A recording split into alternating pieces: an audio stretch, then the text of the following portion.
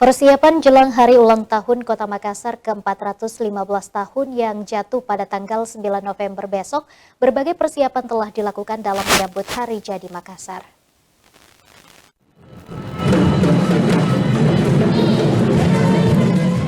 Perayaan ulang tahun Kota Makassar ke-415 kali ini menjadi titik awal kebangkitan masyarakat setelah beberapa tahun dilanda pandemi.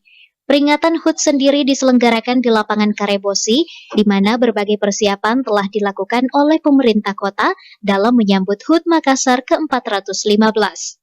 Kurang lebih ada 900 siswa baik SD maupun pelajar SMP akan tampil pada penyelenggaraan HUT Makassar. Sekitar 400 orang dari siswa SD dan 500 orang untuk siswa SMP.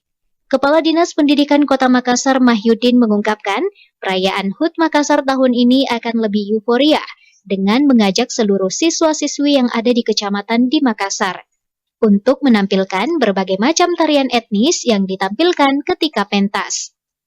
Nantinya masing-masing di setiap kecamatan akan menampilkan berbagai macam tarian kesenian yang akan menambah keseruan dalam perayaan HUT Makassar ini.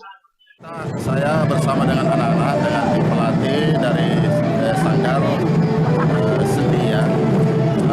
Kita akan melatih anak-anak siswa-siswa yang tampil besok di masing-masing kecamatan. Jadi kami ini ada 500 anak SMP, kita bagi per kecamatan, masing-masing tampil nanti membawakan kecamatannya sesuai dengan etnis yang sudah ditentukan. Demikian juga dari SD 400, jadi 900 semua anak yang tampil besok, masing-masing kecamatan, khusus SD ini adalah tarian Ganrambulo. Dirinya berharap HUT Makassar tersebut menjadi titik pertumbuhan ekonomi yang semakin baik, masyarakat menjadi sejahtera, serta program visi misi Wali Kota Makassar dapat tercapai, salah satunya lorong wisata yang merupakan bentuk salah satu pemulihan ekonomi Kota Makassar. Ardi Jaho, Slebes TV.